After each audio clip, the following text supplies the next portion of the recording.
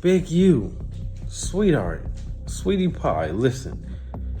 You are so disrespectful. I told the DJ Khaled story first. For months, Luce Cannon was all over interviews spilling street secrets. Everyone knew it was just a matter of time before the feds came knocking. Then his wife posted a video and it became clear. The end was near. But the indictment that followed revealed some jaw-dropping details about his alleged crimes. Turns out, Luce was tied to activities that, until now, only the streets and the feds were privy to. Once these details came to light, the public was convinced. Luce Cannon was on his way to a lengthy sentence. Even Big U, the man often linked to extortion in LA, and even the killing of a rising rapper, blamed Luce for the chaos engulfing the Rollin' 60s Crips. The internet went wild. Luce Cannon behind bars. On March 19th, a video surfaced showing him being taken down by federal agents. The clip, posted on No Jumper X, was filmed by a woman who identified herself as Luce's wife, Charisse Mills. She sounded frantic, saying, "This isn't the first time," she claimed. Just a week earlier, Charisse had shared that their home was raided. She wasn't even allowed inside. She explained that Luce Cannon was actually in the house during the raid. "They won't let me through," she shouted. Strangely enough, he wasn't arrested that day. But what's bizarre is that just a week later, he ended up in cuffs. It turns out someone had swatted him. An anonymous tipster called the cops, claiming he was holding a hostage in his home. According to the rapper, his wife and her mother had gone out to Starbucks, only to return to a sea of police officers surrounding their apartment complex. At that time, he was home with his 6-year-old son. When his wife called to warn him that the police were outside, he told her to start filming and share the footage online, just in case things escalated. Luce Cannon, a well-known Rollin' 60s Crip, knew his home was full of items that could land him in serious trouble. As a negotiator stood at his door, he stalled for time, hurriedly hiding anything that might seal his fate. Eventually, the rapper was handcuffed and placed in the back of a police car while authorities combed through the house, searching for any hostages. Just a week later, his worst nightmare came true. A RICO charge. The operation was dubbed Operation Drawdown. On March 19th, Luce Cannon, Brick Baby, Big U, and 16 other Rollin' 60s affiliates were hit with a federal complaint alleging racketeering activities. The indictment's revelations are staggering. If the charges stick, these individuals could be facing serious time, decades behind bars.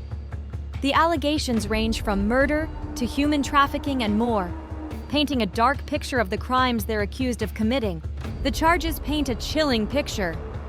The allegations in the complaint unsealed today reveal a criminal enterprise involved in murder, extortion, human trafficking, and fraud, said acting U.S. Attorney Joseph McNally. This organization, supposedly led by an anti-gang activist and music entrepreneur, was in reality nothing more than a violent criminal operation. The most shocking part? Big U, a man who once claimed to be steering people away from the streets, was allegedly running his operation in plain sight. The lead defendant and others in this case have gotten away with these violent acts for far too long, McNally continued. They've used intimidation and influence not only to harm others, but also to steal from taxpayers and well-meaning donors. Adding to the chilling allegations, FBI Assistant Director in charge of the Los Angeles field office remarked, "This isn't about reformed gang members. This is about individuals who abused their supposed rehabilitation to commit even more heinous acts. One of the most damning claims involves the murder of a young, aspiring rapper. In January 2021, 21-year-old Rayshawn Williams, who had been flown from California to Las Vegas by Unique Music, a label tied to Big U, ended up dead in the desert. Rayshawn had been promised a chance to record a track each day at a Las Vegas studio under the guidance of Big U, a man who had coached him in football since he was a child. What should have been a life-changing opportunity turned into a nightmare. But 5 days before his death, Williams recorded a diss track, believed to be aimed at Big U. Unique Music had covered the cost of flying Williams from California to Las Vegas in January 2021, even providing an Airbnb for his stay. However, according to witnesses, he started missing studio sessions because, as the FBI noted, he didn't have a ride. Big U took this as a personal insult. Williams' no-shows were tarnishing Big U's reputation after he had vouched for the rapper to Anik Music. Angered by what he saw as disrespect, Big U and his associate Demetrius Mech Robinson left Los Angeles and drove 4 hours to Las Vegas to confront Williams. The FBI complaint suggests that the diss track's lyrics only escalated tensions, turning a professional rift into a deeply personal feud. The federal complaint details that the confrontation reached a boiling point. On January 24th, around 7 p.m., Big U appeared at the studio. Later that night, Williams arrived as well and recorded until midnight. By 12:30 a.m., Big U left, and the dark gray Lexus he and Mech had driven was gone. Then, the story takes a sinister turn. Around 1 a.m., Big U's phone stopped transmitting GPS location data, only to reconnect at 2:15 a.m. In between, at 1:13 a.m., surveillance footage captured a dark gray or silver sedan pulling up at the rapper's Airbnb. Williams stepped out of the car, entered the building, then returned moments later carrying his suitcase. What's unsettling is that Williams wasn't supposed to check out of his Airbnb until the next day. His return flight wasn't until then either. Something wasn't right, and it seemed he knew it. At 3 a.m., Big U showed up at the studio alone. Witnesses later told authorities that he looked soaked, either from sweat or water. When questioned, Big U claimed he'd just come from the gym. But by 9 a.m. that same day, January 25, Rayshawn Williams' body was found. He'd been dumped in a ditch near a Las Vegas landfill, killed by a gunshot wound to the face. Investigators believe the weapon was a revolver, which would leave no shell casings behind. What happened next only deepened suspicions. Investigators discovered that after Williams' death, Big U had ordered the studio's recording equipment removed. He also requested that surveillance footage be destroyed, footage that could have captured him and Williams leaving the studio together that night. Police compared DNA from Big U to evidence found on Williams's body. Though the results were inconclusive, investigators refused to rule him out as a suspect. And that's just one of the many crimes now tied to Big U and the Rollin' 60s Crips. With 19 gang members now behind bars, more about their illicit activities is coming to light. Yet Luce Cannon appears certain he'll be released soon. His wife provided an update, claiming that the charges against him were based solely on hearsay, with no witnesses willing to testify. She expressed confidence that the case against Luce would fall apart. Despite Luce Cannon's and his wife's confidence, Big U sees things differently. He places the blame for the current RICO situation squarely on Luce Cannon's 600 and WAC 100. Big U argues that these three have been airing street business online, essentially exposing their own organization to federal scrutiny. In his view, this constant self-snitching has put everyone at risk. Criticism has also extended to Adam22 and his No Jumper podcast. Over the years, fans have accused the platform of enabling this culture of oversharing. Some even suggest that the crew at No Jumper might be collaborating with law enforcement, a suspicion fueled by the podcast being mentioned in the federal indictment.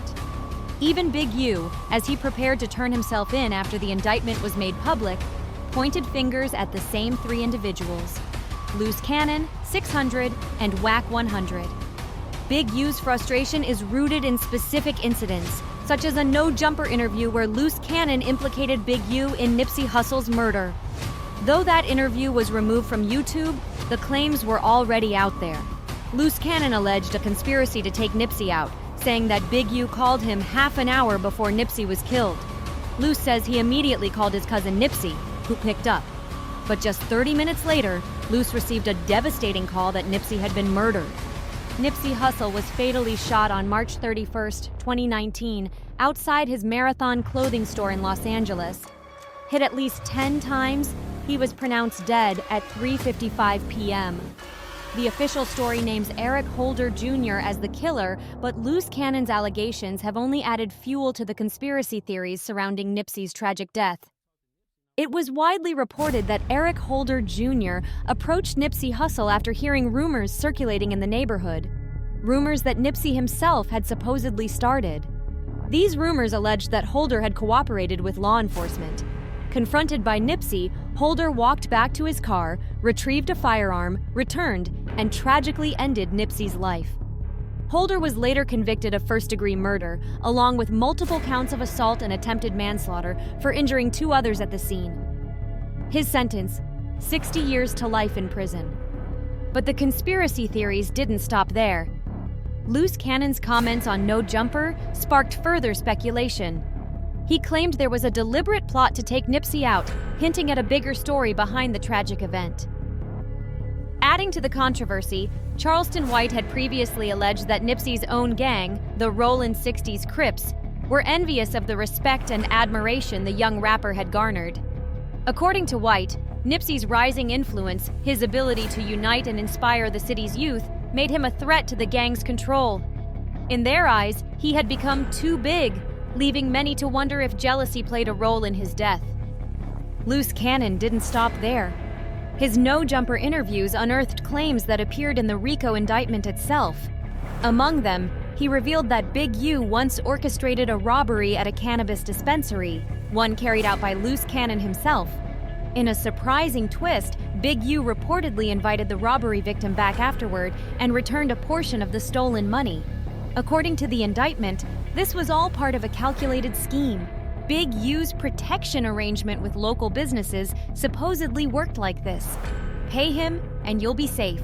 Don't pay and risk becoming a target.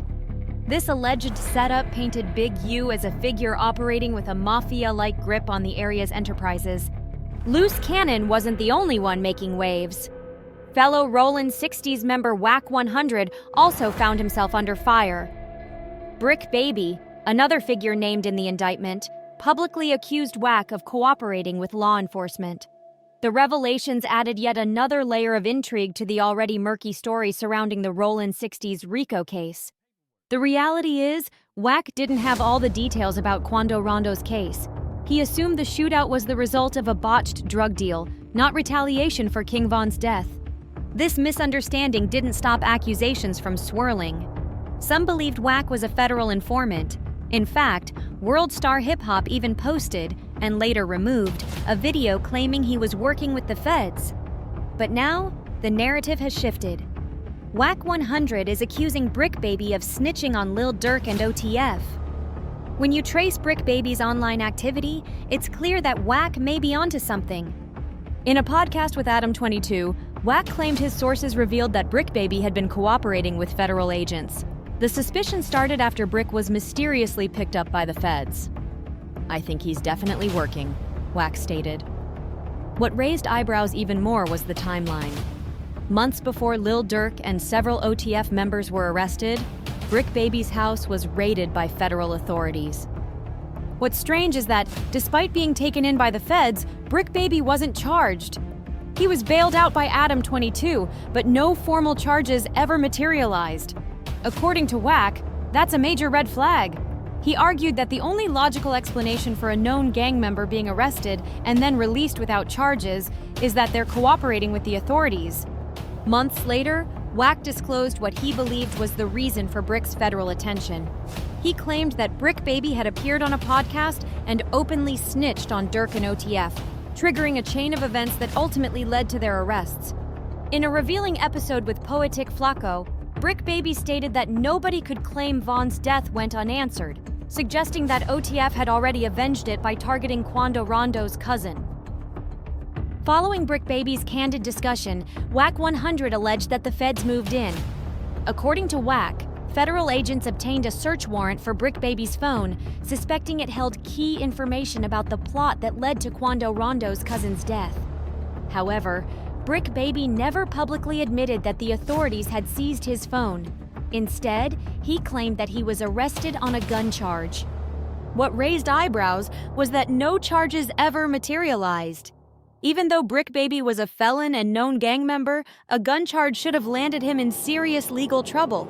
Yet, there was no court date, no trial, nothing. Brick Baby explained that the DA had dropped his case for lack of evidence, but Whack 100 suggested a different story.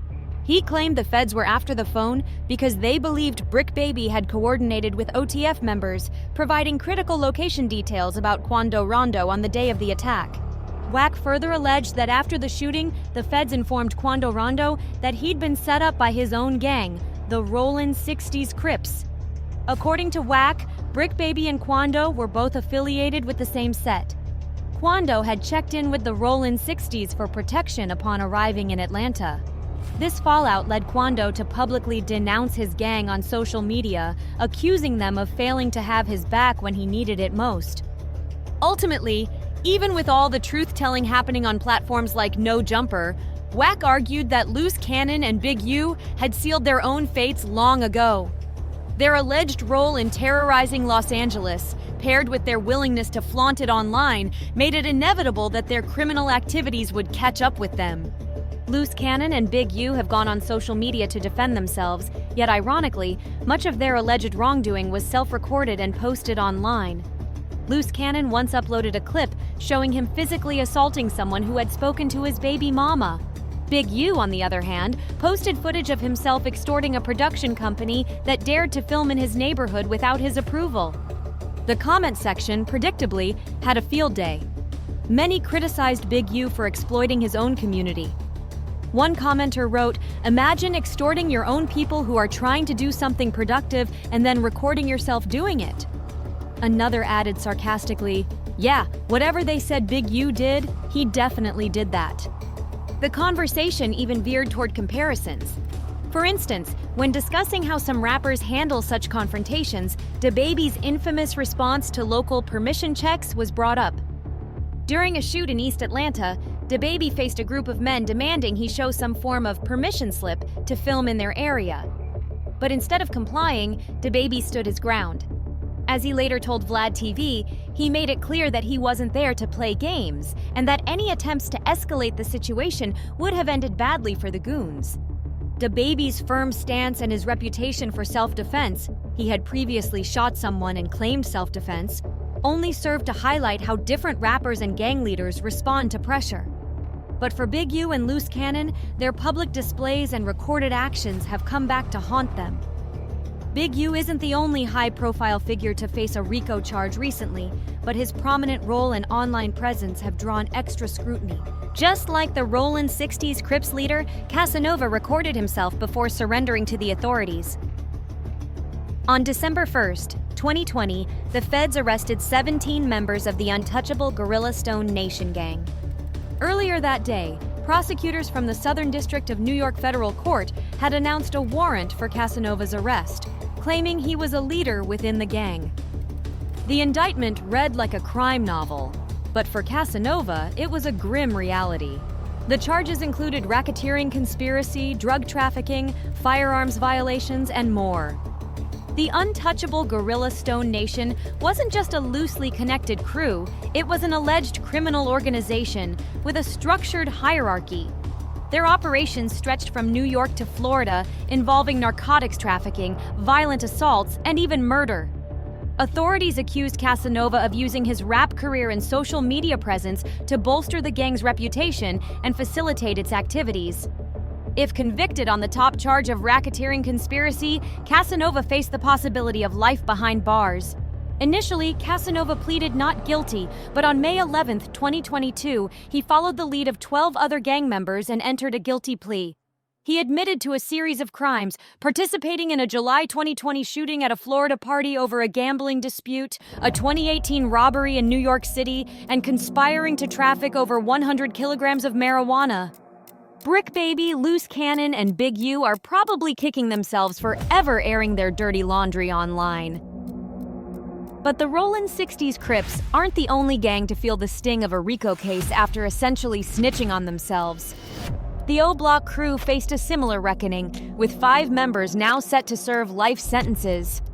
On October 13, 2020, federal authorities raided O-Block, arresting 5 men in connection to the murder of FBG Duck.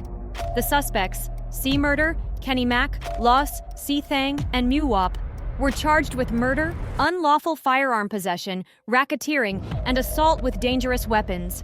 Upon conviction, the charges carried a mandatory life sentence.